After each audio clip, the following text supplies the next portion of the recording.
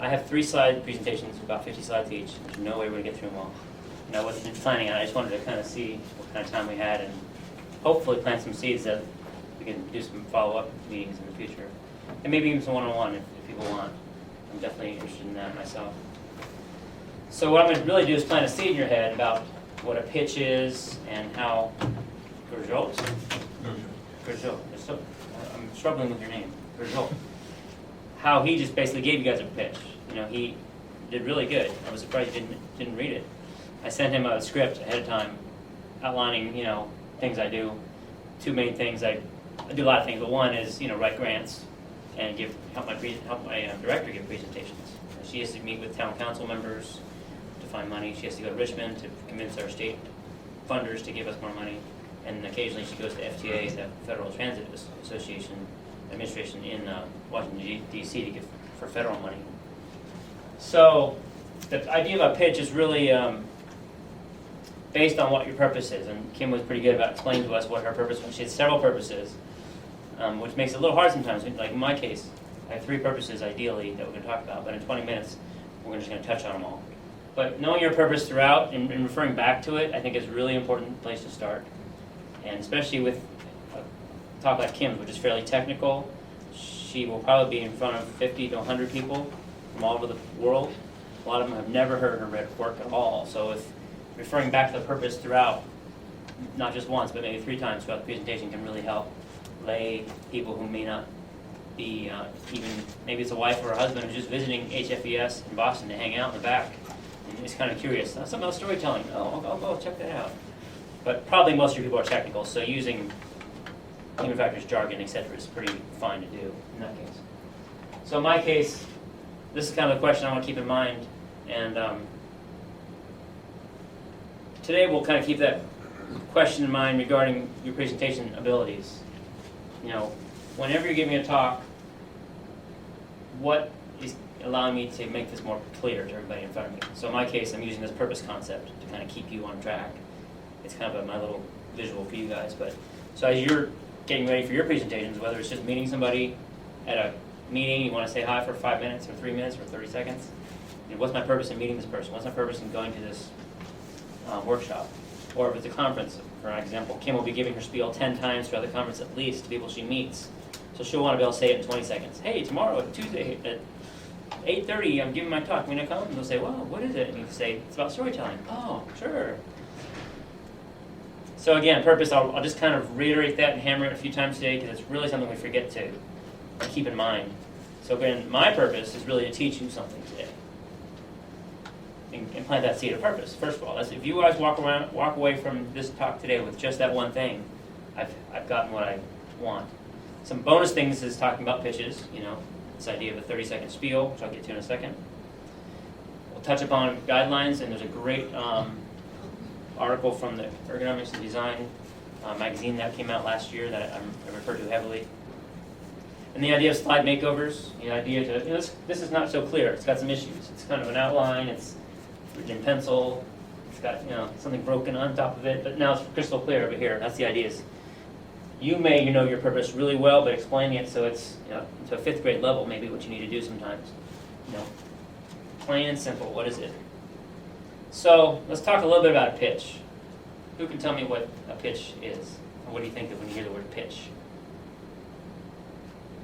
A synopsis of what you're either talking about or going to talk about. Sure. Like Gurjot did with me, he gave an intro, or a quick summary of a little bit about me. He could probably talk about all kinds of other stuff about me if I told him ahead of time. I like to go running, I like to bicycle, I used to play rugby when I was a kid, you know, things like that. That's not really relevant, but it's interesting. Anything else? Any other words that come to mind when you hear the word pitch? I'm sure you have one in there.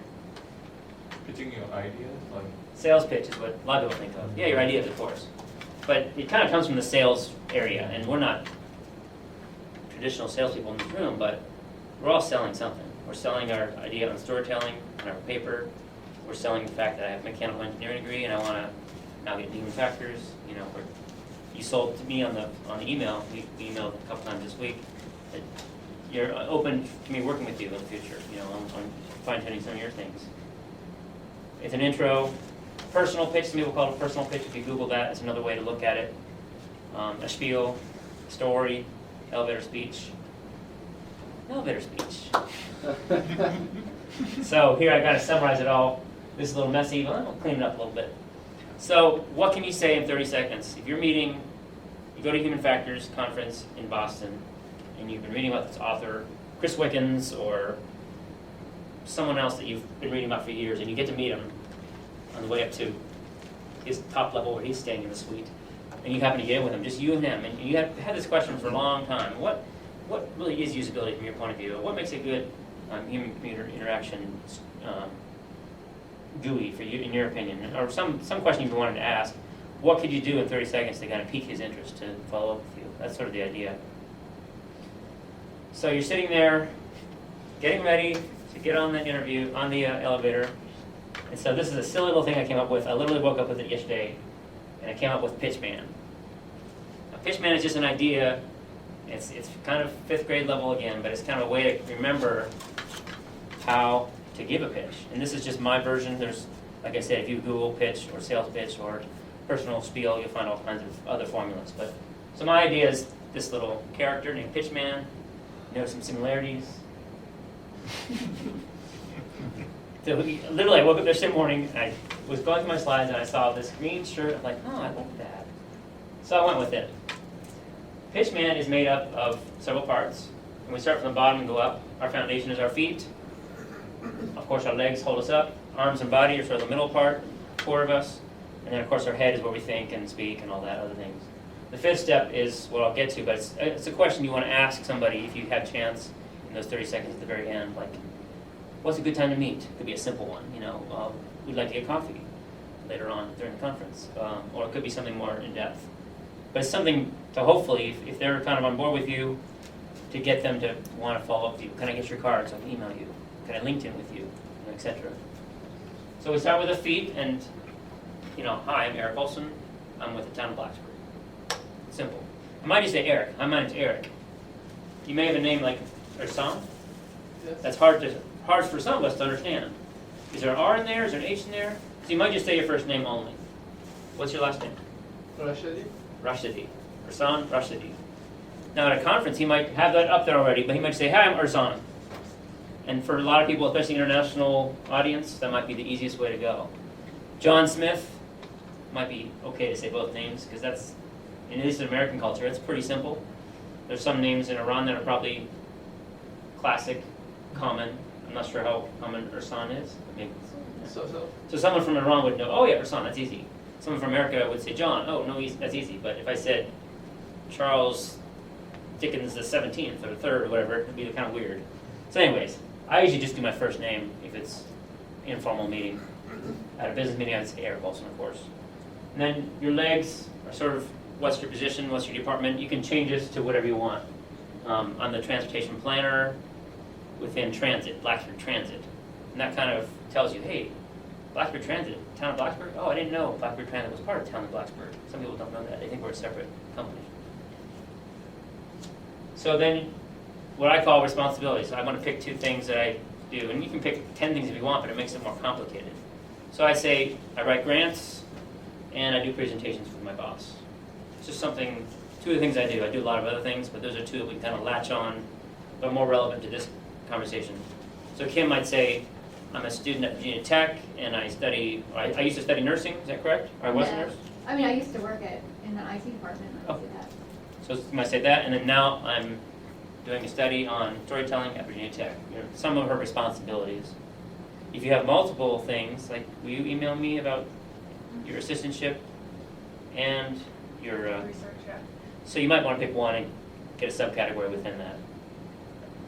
And then to tie it together, kind of a demonstration of those responsibilities would be a good thing. Like in my case, I might talk about, I do grants and I do presentations. So last week I gave a presentation to the Warm Hearth community, which is a retirement community near here, about a new route between Warm Hearth and the hospital. So it's a little story, a little vignette of what I do in my real life. I might touch on that again later, but it's sort of a quick demo of what I do. Oops. And then, of course, you repeat yourself. Hey, my name's Erik, again with Town of Blacksburg, and I have a question for you today. My question is, what's your purpose in all your presentations in the future? Or, keep that in mind. Some kind of closing action question. This is, again, sort of a sales idea, and I'll make these slides available too. And that's, again, my sort of concept for pitch. You can fill in the blanks here, kind of think about it, another way to just visualize the whole thing. And then at the end, you have it all together. So what questions do we have so far about pitches? I'm assuming it's not really a new concept.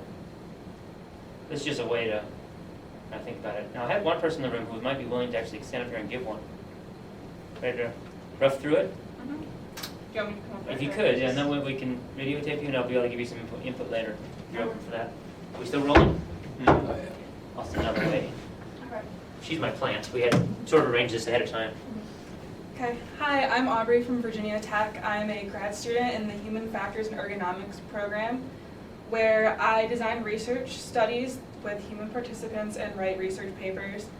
Most recently, I designed a study that looked at how noises within communities such as sports stadiums and train horns affect residents who live near them, and right now I'm finishing up a paper that details this study. Again, I'm Aubrey from Virginia Tech, and if you would like to discuss my research further after this meeting, I would be more than happy to do that. That was great. Thanks. Now, as you see, the closing action question is always optional. She basically opened the seat to you. Maybe 3 of us in the room who are really interested, so obviously we're going to follow up with her afterwards.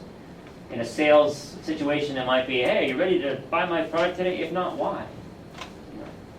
So that's sort of where it came from. That was really good. Thanks. Very polished. You obviously practiced a little bit. And yeah. How'd you feel? Good. Were you nervous? A little bit. Now that was That's part of just my... inherent to presenting. Right, and that's something we spent hours on this. This is actually, all the stuff that I came up with is part of a 3-hour workshop I proposed, HFES, scrambling last week to propose. I literally submitted it 5 minutes before it was due. But, so we could talk about this for hours and hours, but nervousness is normal. I mean, even movie stars and others, they say they always get nervous. They just learn how to deal with it better. But you didn't seem nervous. You seemed polished. So we won't go into it in too much detail, but we could go back and analyze what Joe said about me. You could pick this apart and look at the name and the organization he mentioned, of course, and then Town of Blackburg is my organization. A little bit about what I did. And in this case, I kind of had 2 titles. I wanted to throw out the fact that I was transportation planner and that I was human factors president at once, because with you guys, it sort of establishes some rapport. With people not in human factors, like tomorrow, actually I'm giving a talk to some planning students. Care less about human factors. They don't even know what human factors is necessarily. They might know user-friendly, but human factors and ergonomics to them may not mean a whole lot. So with them, I might say, oh, I'm a planner at Virginia at Blackbird Transit. They go, oh, cool. And then bottom line is we have these 3 points. Today I want to talk about personal pitches, PowerPoint slides, and makeovers. And I'll leave you with a question again about what's your purpose when you're giving a talk. And that's sort of how I would go through this whole thing. I will buzz through this. What I'm going to do in the workshop is have people go through and come up with pitches in the room. If we had an hour or half an hour, we would all go through this for ourselves and just practice it. But that's one reason it worked out well with us. Aubrey and I had emailed ahead, and she said she was willing to do it. So it kind of gives you a taste of what it would be like. But you can think right now, if you're going to do a meeting next week or something, you might think about, okay, I'm going to a meeting with my wife to something else, which is not anything technical, but you might kind of think, might be some people that I might want to follow up with. So what can I say to someone who's not in human factors about what I do? Or if you are going to another human factors meeting locally, then you might tailor it a little bit. If you were to meet, say, is anyone here on scholarship or grant with UPS or someone like that? Or you're going back home to tell your parents what you've been doing, that'd be a different situation. You might meet an alumni who comes back and they want to see, wow, I used to work in this lab 20 years ago. Can you tell me what it's like now, how it's changed? Someone marked on their survey transportation. Is there someone in this room on the survey I sent out? So in my case, I was at Smart Road for 8 years, so and I haven't been back for a couple of years. If someone in the email, my emails, sent me an email saying, yeah, I do transportation research, so. So again, we're back to the purpose, keep that in mind. Again, I breezed through the pitches, and I guess we do have about 6 minutes left, so I'll touch briefly. You can take more time. Yeah. It's okay. Okay. People will leave if they have to or whatever, it's fine. I have to be somewhere too, so I'll say I'll go to 12:10. As long as you. Does anyone else need to have class at 12:30 or? I'll go to 12:10, so that's 15 minutes. I know I talk quickly too, so I'll take my time. So again, we're back to what was my original purpose. Tell you about pitches, introduce you to PitchMan, and that's kind of a visual that you kind of can go, oh, it's kind of goofy looking, but I remember that. Okay, great. And that little picture right there kind of brings it all back home. Two years from now, if I show you that picture, you'd probably go, that guy back at Virginia Tech talking about this something, but I remember that picture. You know, the yellow thing. What was that yellow thing? So coming up next, I'll do a brief thing about PowerPoint slides, spend about 10 minutes on it, and then I'll just show you a couple makeovers that I've worked on recently.